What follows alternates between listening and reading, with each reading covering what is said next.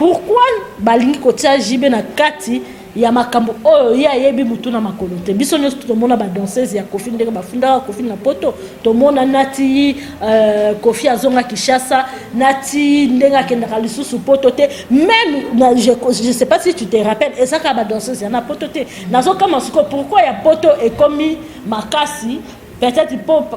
Kofi azokende lisusu poto te bien nini tozalaka na Kishasa awat balora mombili cobra oyebi bango ba danseuse ya Kofi ba chouchou bafundaka Kofi na Kishasa awat problème ka ya viol qui a violera bango amelisaka bango ba masuba bano a Kishasa na bango pe bakosaki kaka donc jibe ka mutatinda ki bango bakelo funda Kofi o mona tekeza mahamba lokuta pourquoi ceux qui Kofi azana un problème na ye na justice balingi batia jibe na kati pona nini il y a ma petite sœur qui était là, elle était mineure à l'époque, Bénédicte. Azala qui mineure, même temps on a telle émission, tu as vu l'émission de Timola, ce qu'elle a dit, ah, Kolanda Bangote, vérité et triomphaka. Non, mais quand même, la Rolukana répondre qu'on a vu à Timola que Ayeba. Avant ça l'émission ni na koyo koloba ati kabilo ko ya lokuta ça l'émission ya vérité ça l'émission ya Timola.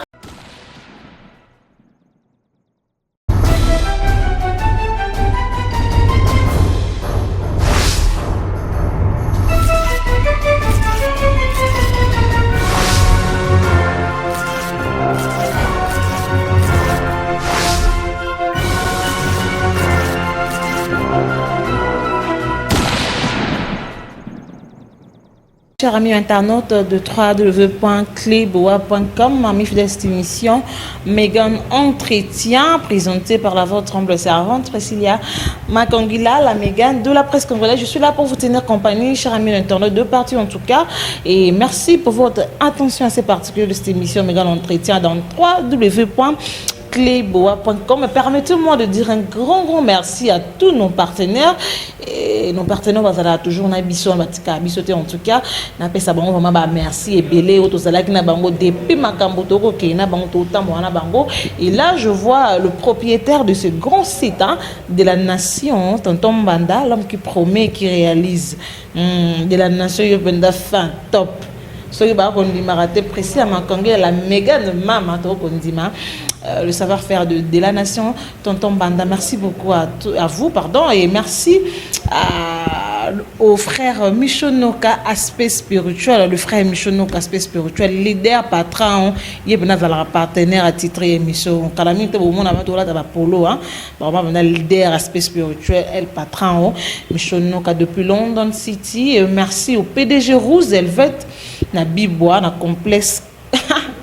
Arche de Noé, donc complexe commercial Arche de Noé na Bibois, on a déjà fongamaki pour na batu nyonso bolinga vraiment constat sport ou la bataba na poto tout linga vraiment boya kin bobeta tourna Bibois wana et ça la bien et bon ce jour à qui na presque bois et là je suis avec mon invité la star star en dans la vraiment mingi je suis la star tout ça là mais star en auto comme moi kala Anya Star azala qui va danser au sein du groupe il y a Viva la Mujika de Papa Wemba les Kourou Calamité to commémorer toujours hommage à Papa Wemba et à beta pe surtout na BCB jo lelo yo na invité Anya Star comment les bena ko papa chéri on a le Papa Wemba. Il y a vraiment papa chéri. Je suis avec Anya Star par rapport au mois de la femme. Nous sommes toujours les bandeliques mois de la femme. Nous sommes mingi basi, mais nous sommes mi parce que on est passé à la biso tozala. Et ça mi bali biso basi vraiment tozate. En tout cas, je suis avec Anya Star à qui je dis déjà bonsoir Anya. Bonsoir Priscilla. Bonne santé. Santé bien. Un mot na bayi internaute au bazio lelo na Cleboa Herman Amporo yo soga boy alingara mo boy alingara to beta mama solo na Anya Star etala mo bien mbote na balandi o balingara Cleboa ba abonné nyoso tu ya Cleboa ba mbote bisika nyoso tu bozwa na ba maman na opesa bino kaka ba fête malamu mois de la femme eza ya mois ya basi bo fête malamu makambo pe ya bien bakisama na kati ya ba maman pe na kati ya ba foyer. Anya Star mois de la femme moi ils ara commémorer pour la femme parce que ming baye baraté moi si azalinani pona yo moi sinon en général azanani et puis na moi oyo moi ça ko sala nini en fait. Moi si azali maman, moi si yende mutu azali kosimba libota, pe yende mutu azali kotambusa libota. Donc sans moi si mobali ata aza na ba million ndenge nini aza na ba mbongo ndenge nini sans moi si pembeni na ye akoyeba nzela nini akoyi kozwa te pe akoyeba nini akoyi kosalela pe mbongo wana te yango nzambe asengaki mwasi fo azala kaka na nzela ya mobali po te akumba mobali pe alakisa mobali nzela nini ya malamu oyo akoyi kozwa pe mwasi nde moto azali kosimba famille tomonaka bapapa meme soki ndako ezali monene to moke bapapa bazalaka na tendance beaucoup plus ya kobima kokende koluka bamama nde batikalaka kobatela ndaku kobatela famille pe bamama nde mutu basimbaka bapapa na nzela ya mabondeli bisika bazali kokende makambo etambola malamu mama ata bana bazali 10 na ndaku alembaka kobokola bango te ata makelele yango eza ndenge nini alembaka te mais papa yango bano baza makelele nazokoka te mais mama asupportaka bamakelele wana nyonso tu donc kolobake mwasi nde mutu asalaki mokili ezala mpo mokili ezala lelo ndenge ezali eza grâce ya mwasi soki mwasi azalaki te mais babiso mpe toza na mokili te bato ebele mpe me mokili etongama mpe te ezala mpe mokili te après baye créer mwasi donc il fallait que ba créer mwasi jamais mobali abotaka mais mwasi akoki kobota sans mobali tomona yango na basémination artificielle mwasi alali na mobali te mais à partir ya sémination artificielle azwi mpe zemi aboti mpe mwana amonani na mokili mpe mwana mpe abimi lokola mwana oyo baboti ntango mwasi asangani na mobali ozomona baniveau oyo nzambe asalela mwasi bapouvoir oyo nzambe asalela mwasi donc mwasi aza sacré na vie aza sacré na mokili oyo tozali donc mwasi ifo azala kaka aza mama aza eloko moko ya makasi oyo nzambe atia na mokili mpona kosimba monde. Mais il y a basi mosusu baose laisser faire baomitika parce que je suis une femme na bali na mitika papa nde ya luka lelo tomona Agnasta ozalaki koto elelo ofungoli propre entreprise na yo ils a toujours mwasi nde ozobundaka makambo ezalaki ya mibali basi mpe bakomosa est-ce que émancipation eza toujours? Oui ezali yango basi mosusu oyo bazocomprendre nini fo basala na vie te bacomprendre ke mwasi fo ozala indépendante balobi te ke loko oza mwasi fo ovandaka kaka na ndaku papa yelaka o mwasi otikalaka kaka ke mwasi fo olambaka oboti bana vino etikali kaka wana yango ozomona basi mingi baza koperdre mibali na bango baza kose perdre mpe bango moko parce que bango na makanisi na bango ke soki na bali natikali mwasi ya ndaku papa nde ayaka na mbongo etu bazozala vraiment na respect mibali bazo respecter bango te ayebi ke attaque azongi ozala toujours na besoin na parce que yende muta pesa kayo yende muta sala ranyo surtout mais tant moi ça c'est indépendante moi mobala sakanao ezalité parce que ayebi ke yopo yebi ndenge balukaka oyebi pasi ya muto oyebi mpasi ya muto kindenge otoka kapozwa mbongo donc a respecter yo makasi po ayebi ke yopo makokenda ko travaillaka ozonga ndaku ovandi ososala pe compte ya musala ndenge outi et tout donc boza na égalité moyen papa a manqué ba respect ndenge basi mususu ba mokara bango ba respect exact donc abando banga mosi nanga kenda pe musala mosi nanga za pe indépendant travailleuse ata na zate arobunda s'en sortir yemoko parce que ayebi déjà koluka donc moi mobali arozana robanga na mwasi wana oyo aza indépendante oyo aza travailleuse ke na mwasi oyo avandaka zelaka ka bayela ye ataka ote tango kendaka na kati ba repa papa chéri okendaka ba consommer ba ndeko no basi nde bazobine tantaka ote na ya mona kibina msina zongela mwa musala na kozongela etontaka nga te mais kobina na binaka momona na telemi na beti mwa danse parce que wana eza na makilage musique mpenza mélodie kitoko ebeti soko obini te donc c'est que eza na makila te donc wana mwa moke mais nasala yango toujours na ndenge moko ya bien po ezala te neti bon nasalaka lisu mosala wana te nakoki kobina en public te lokola na ndenge na bandenge kobina liboso mais moko mwa mopandi na beti mwa loketo na banzemba générique na sika wana ya kitoko esalaka nga bien loketo ezala si loketo esilaka te le monde politique le monde média et bon le monde politique nde loketo etikali kuna na etikali na musique kuna olati politique nde na nzoto non place, je suis Anya et je suis pas Anya Star. Il y a Obabelelanga Anya Star, je sais pas parler. C'est vrai, je sais pas Anya Star, oh, il n'a pas la musique. Là, n'a pas ce qu'on a image, mais la robot, ça n'est pas na outité. Bah, sentiment, bah, plaisir, ou on a la musique, oh, ils ont la carte à maquiller, qui m'a été. Attends, la zone du président de la République. Ce qui va baisser, penza seben. Niveau la robine, la peine na rozon qui s'habillengue à Anya. C'est ça. Voilà, Agnès Star, tout sur le nom du Cam Oyo, les capitaux musée galerie, tout ça peut être internaute, au Balandarabis en tout cas. Et merci à tout le monde, hein, au Boza branché, scotché, na cleboa.com, Dadjou na biso ya cleboa, Marcus Dadjou, mon bala Mwindou, et bon anniversaire à ma fille chérie, hein, Peniel Dios Theresia Mbungu, bon anniversaire à toi et Kola les sous, 2 ans ça s'est fait. Merci à ma famille Makangila. Alors Agnès Star, tu vas nous isoler parce que vous attachez des postes à papa chérité, mais aux anakati à BCBG pour les cas qu'on a oui papa ko limbona biso mo ba na ba question ou tout ça la pour nous reposer par rapport à marambo isolé cas to la nek ba internet to Zolanda ba fan ba ko koma ba ko benga ba ko lobaka que papa Cherzali accusé à makambo ekomeli ndeko na ye frère na ye Koffi Olomide. Qu'est-ce que tu peux dire par là? Parce que en fait fondé les Koffi Olomide libanda pas danser que violente fête à la femme et tout, je sais pas bazo interse que JB mpia na tazali base ya makambo wana nyonso yenda na ko financer ba danseuse wana pour que ba kende ko comme ma Koffi Olomide na triple.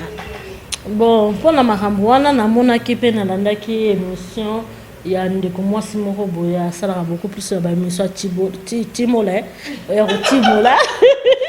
Nalanda qui est vraiment na kamwa kindenge à Kizaki papa chéri beaucoup plus lié parce que ngana yebike ti ba danseuse ya Koffi Olomide bande Congo te Timola et de Marie-Laure Mwaka oui, o ya sala émission à Santa Timola au bisonnes tout yebelié na yango. Nalanda ki na émission moko akise papa chéri ke ye mutu abanda kopesa mbongo soi-disant Sandra Kazadinda alobaki ye abandaki kopesa mbongo na ba danseuse bango nde bakenda kofunda Koffi na nzela ya jibe mutatindaki bango mais nga kokamwa soki Marie-Laure alobi bongo to Koffi Olomide alobi bongo parce que biso nyonso tout oyebi tozalaka na Kinshasa tozalaka na mboka te na village te na mboka ba arabi te toza bana Kinshasa toza na poto makanisi na bango nyonso tozalaka na kini awa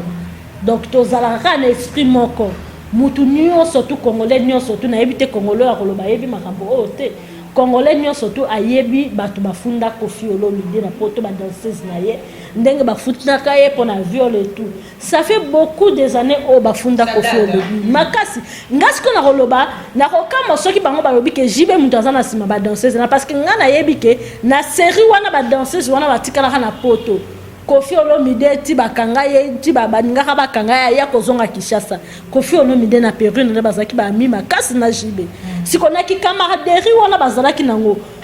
apandaki kopesa mbongo ndenge nini po bafunda Koffi Olomide na poto ozomona ngo te za vraiment sujet moko za lokuta o Marie-Laure alobi même fondé par toute pièce kaza dia alobi eza lokuta vérité eza na kati te pourquoi balingi kotia jibe na kati ya makambo oyo ya yebi mutu na makolo te biso nyonso tomona ba danseuse ya Koffi ndenge bafundaka Koffi na poto tomona nati Koffi azonga Kinshasa nati ndenge akendaka lisusu poto te même je sais pas si tu te rappelles ezaka ba danseuse ya na poto te nazokama siko pourquoi ya poto ekomi makasi peut-être pour Koffi azokende lisusu poto te bien nini tozalaka na Kinshasa awati balora mombili cobra oyebi bango ba danseuse ya Koffi ba chouchou bafundaka Koffi na Kinshasa awati problème ka ya viol qui a violera bango amelisaka bango ba masuba to banda ko lande série wana na koyebisa bino ba ndeko na biso ya poto na tamsu boye ba rango makasi te po internet e komaki na niveau e komi lelo te ke eloko moko mkeka ka ese komeli bino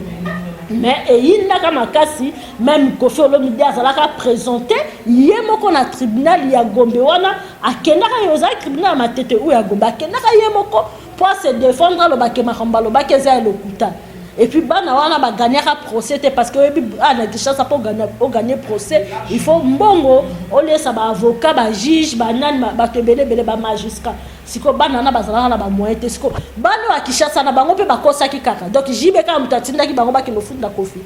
o mona te keza mahamba lokuta pourquoi ceux qui Kofi a un problème na ye na justice balingi batia jibe na kati pona nini pourquoi balingi batia jibe na kati bon ngala yebi rancune papa chéri azana ngona moi epende balobaka mai ningala pamba te si on parle de jibe bien parce que c'est vrai jibe peut-être aza pe na sima ya siko yebi sanga jibe ozala na sima ndeni po ba danseuse na baza ba danseuse a jibe te ozala na sima ndenge ni na kotinda ba danseuse na surtout ngala ningi na zone sabino kaka série bango ba fundaka Kofi na poto Kofi azala na ba relation bien na jibe ba relation penza ke ya ki pire lelo moni papa chéri pas Kofi au moni Kofi et pas papa chéri si qu'on a série wana bo akizaka ete ke ye muto alesa ki bana wana kaka lelo parce que ba se sépara ba loba na lisusu te nde bolobi ke ye muto alesa ki bana na pourquoi à l'époque boloba ki angote ozomona te ke parce que ceux qui asala ki ango angaka sala ngo lelo na moment o bazo yokana te si c'est vrai qu'alesa bango ngezala na moment o et pourtant bango bafunda Kofi bandaka kala o bango bazalaka ba ami donc il fallait un moment o baza binenité et puis ngai na ndenge na yebeli jibe papa chéri na yebi kasala na makambo wana te ya kolia bato sima ke azo solisa yo mais azo lia yo sima jibe aza de nature que ce qu'on a na likambo na ye a relaxa o toza na likambo na ye ce qu'on a na problème na ye a relaxa que aza na problème na yo azo sepela na yo to remona ngo clair pe boko solola te na moment wana mais jamais aza na problème na yo azo solisa yo mais ayebi kazo sepela no lisute aza muta bongo te ndeto mona ba leader musu bazala bongo azo solution mais azo sepela na ote mais ya za bongo te ya lakisaka penza ke nazo sepela na ote to ko solo la pété c'est pour accusation wana Agnastar accusation wana parce que les bazo accuser tous on a place yo poser parce que ba ndeko non ba accuser parce que pour tala kusala wana Agnastar est-ce que c'est vrai vous allez rappeler violé par vos présidents? Non, moi je n'ai jamais été violée donc quand balobi ke bazala ki violé bon violence yango bango nde ba yebi yango nga na préféra ki Marie-Laure avant aleka à sala émission ndenga yoka ki Sandra Kazadi alobaki soki Kofi alobaki il fallait qu'il y ait à ça la enquête en tant que bon en tant que journaliste je sais pas si elle est journaliste mais en tant que journaliste professionnel bon chroniqueuse carabo et là après que ça la vérification et information yeba si réellement et là quand il y a Kofi balobi eza ya solo pe aluki ba danseuse yana bazana poto 2 ou 3 abengi bango na ba téléphone a sali vérification et ah tala tolande mission bobo est-ce que likambwana eza ndenge nini ayoka pe maloba na bango asangisi siko akoyeba ndenge nini ko partager place nini vérité ezali pe place nini lokuté ezali wana ndeko pesa ye makoki ya kozwa caméra pe kotia liboso koloba ke mutu oyo nde asali likambo oyo mutu oyo za na information mon côté olandika ke mission balobi no soi-disant jibe yo polobi ke ndokinde boya bokota ndoki jibe tokangi ndoki vraiment mon mentalité moi vraiment trop bas trop sitoche et trop musendi. Oh là là. Oui, bon, bah téléspectateurs balimbisanga na le parce que makanisi ya bongo pozwa likambo bongo en plus azo ça l'émission wapi. Azo respecter nan bato o batala ka été ba téléspectateurs na été ba abonné na ye. Donc ozo filmer ma desu ozo loba ozo na ba abonné na sima ya téléphone. Est-ce que on les a ko respecter ba abonné? Et ça pour respecter bango te batu ba koti la roba vu et puis ba abonné ngo pe mususu dans le monde bazo sepela la bango bazo commenter la bango donc ezo le la roba kambu ya buzo bande batu ba sepela nango même kambu ya sérieux batu ba sepela nango te muta revendre pendant sérieux na plateau a te caméra ba kamu nyoso tout azo ça l'émission moko penza oyo ezo sala ke batu bele ba la mukape batu bele ba za conscience va s'en sortir mais émission on remonte la batou bazo sepela langote ba préférer ya ser ya timola donc voilà ba sepeli yango na roloba karake makambu wana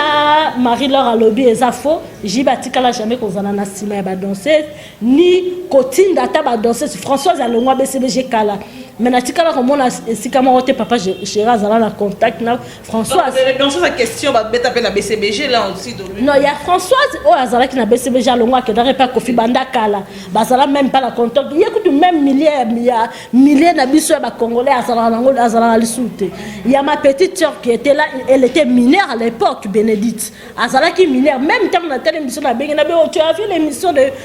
Timola ce qu'elle a dit et tu as dit ah kolanda bangote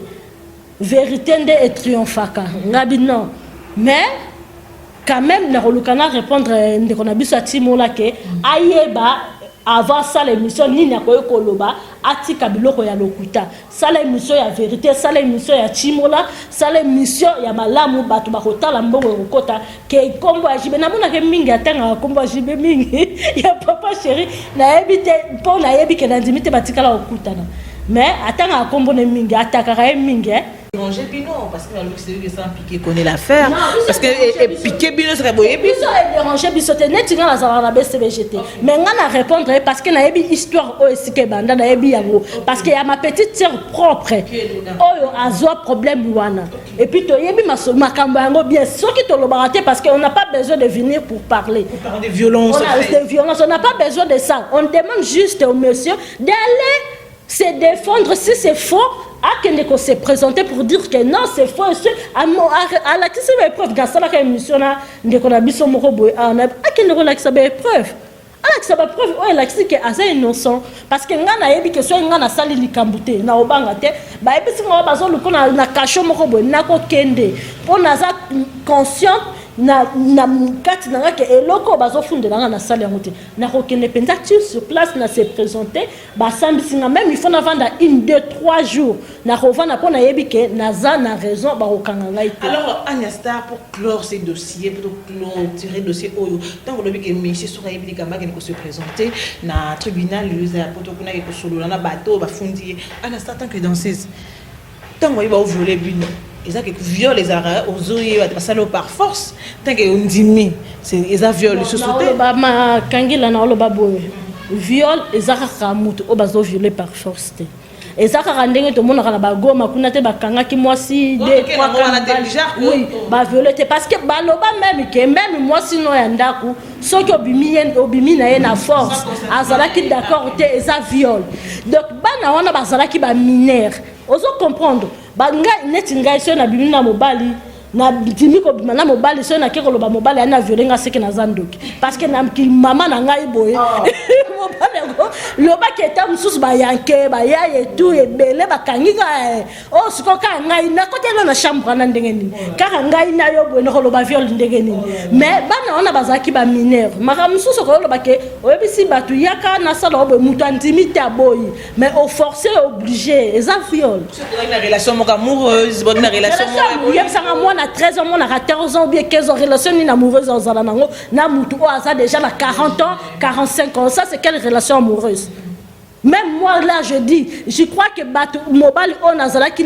na 14 ans ou bien na 15 ans nazala ki na relation amoureuse na ye est-ce que nazala ki na relation amoureuse na parce que na yeba ki nini na bolingo na kati wana bon ngala roloba que ceux qui na yebi maramba bolingo c'est pas longtemps que na koyeba bolingo c'est à 19 ans que na koyeba que bolingo olingi muto zo sentir eloko moko na kati ya mutema na ye ozo sepela nyoko ko vana pe okaniso bengi ozo sentir ango mais ne me dis pas quand j'avais 15 ans na yeba ki bolingo non peut-être nazaki na copain j'ai trouvé ça normal nazaka na copain mais nazo yeba nini nazo salate tam supposo yo kana opelo côté mozano kaka na kopé kaka tu sérieux tozo yeba mambosa la si okanda apparemment oza na rage mo ba bien parce que ne ba indexer papa chéri nazo lukanya na tali sa vérité na bato yo balanda biso il faut vérité ezala bosolo ezala yango omoni nazongele na lisolo ya ba Cobra mobile série o bafundaka les grands mopa on a Kinshasa siko ba accusation na bango boloba peza lokuta boloba te keza lokuta te ndeko na ngai parce que série wana soki internet c'est comme kama kasi boy mais batu ndenge baninga ba mona sala ka détour na tribunal ko kene ko samba na ba fuya na ba Cobra. Alors rivalité on est voilà rivalité on est à papa chéri na Kofi Olomide ils c'est dit à nini car par rapport il y a des gens bah comme là ibiso pe ba lui non par rapport à ndenge Koffi Olomide s'est présenté na libala le pacificateur Caméré na Amida Chati madame Amida on a penza la luka ko kota na détail on a té parce que ça dossier mo sensible et puis ça dossier na ngai té mo na kota na ngozate ngana yebi ke ngana yebi ke papa chéri na Koffi Olomide parce que biso pe totana na internet ngai avant na zonga na millier o ya robanda ko sala émission millier musique na banda ko mango lisuté musique kutu na télévision ata na tala rango lisuté mais na koloba biso nyos tout monde a toyebi ke papa chéri na Jibé na Koffi ba wele la raso ki $50,000 soit disant $50,000 ndé mema bango na séparation oyo donc oyo lobi wana moyena loba yango ezate donc ce que ça maramba $50,000 ça date de longtemps aussi après qui pire na bango ndenge bazalaki ba pire nde ba yoko koma lisusu na séparation ba puku na niaou et tout vieux jaloux yango siko ezokende par rapport à bamboa kela wana siko ndezo bouger pe mama ite par rapport à ba vieux jaloux parce que tout le monde a vieux jaloux wana ekenda kota maison mère et tout ça là ils ont ce qu'on a kata vieux jaloux papa chéri papa chéri a kobenga ko faire vieux jaloux parce que on a kata on a évité ce que ça pas ça mon pas so ça ko faire l'obide ngana ebike vieux jaloux ça vieux morobo ya babengba boya kaya la fête pour roya ko zabaluta ko tia na poche ko yibe tout ngana yebi vieux jaloux yana mena ebite vieux jaloux a yiba balutu na ba fête et tout on a évité ce que ça mon pas mena ndimité mais ça vieux jaloux oyo balobaki ka roya fête ko yiba balutu ba fouchette histoire wana ya vieux jaloux ko yiba balutu wana histoire moko. Quand on parle de loup, quand on parle de vieux jaloux, quand on parle de on va y battre les loups, on a français Nicolo, on va y battre les loups, tout ça là, au moins de côté à place où on a kaka, on pas polémique wana. J'ai beaucoup de respect pour ces grands. Parce qu'il y a ça date c'est papa. Voilà. Oh biso tozala kala bakale so tozomona bango Jibé, Koffi. En plus, ce sont de honnêtes de parents. La musique, tu vois, des collègues parents, on doit se respecter. J'ai beaucoup de respect pour Koffi Olomide, pour Jibé Piana, pour Erasson, Nufali, tous ces grands-là. J'ai beaucoup de respect parce que baza tombe la musique yamboka na biso, bazo me ma drapeau yamboka na biso bisika na bamboka belé mais vérité nde ekotika la kaka vérité. Tokoye ko bomba vérité te to ya ko bimisa lokuta. Tango lokuta ye ngai vraiment na koya pona lobake lokuta neza yango te vérité penza yango atoza pire vient na ngai atoza pire ngai akati metango beti libanda ke oza la vérité te na rotali sa penza ke vérité za yango oyo via lobby eza lokuta yango moni vérité on a ndingaki bandeko ebele bayeba et puis ko senga na Marie Laure vraiment beaucoup de respect pour Jibé Piana na ndimi kutu te ke osolo oyo kata déjà mungongo ya papa chéri peut-être na ba concert na yebite peut-être interview ya Cindy Osaka na Marie Laure pourquoi pas les moi vertige et tout et puis Kaza dit bon yeda yebi azale ka grand mopaut c'est normal à luka défendre kaka grand frère naye là c'est normal là je le comprends donc c'est normal. Agnès Star tomata kitokiti sikoyo ndika 243 tolanda ki to moni oyo merveille biso mona temps wana bat bandima kite ana rosimba pe micro ya mi pe Megan ya mi pe tata mo beach ya mi pe XYZ elo Agnès Star osali ya yomoko ndika TV 243 osali ya kimeni non eza juste kaka eloko tolukaka na vie eza kaka to mata okende liboso OPEX na musala ozali kosala j'étais avec Freddy et namonaki ke nakokaki sikoyo po te nazala mpe na esika na nga moko nde nake mpe na esika na ngai kamadiniero lipata ndesali Anya bosala séparation wana si vite comme ça eki botiki biso mona suspense na bilengi mosusu ya Anya oyo tonga todécouvrir na kati ya Force TV 243 bino soka bokende ma 243 malgré c'est du Congo hein? Non bon naolobake nga penza na epa ya Freddy akimi na bando otala mbongo te parce que son alobaki na tala mbongo na ninga na gagné combien nayebi te parce que nga na bando dépasser même beaucoup plus na site na ye même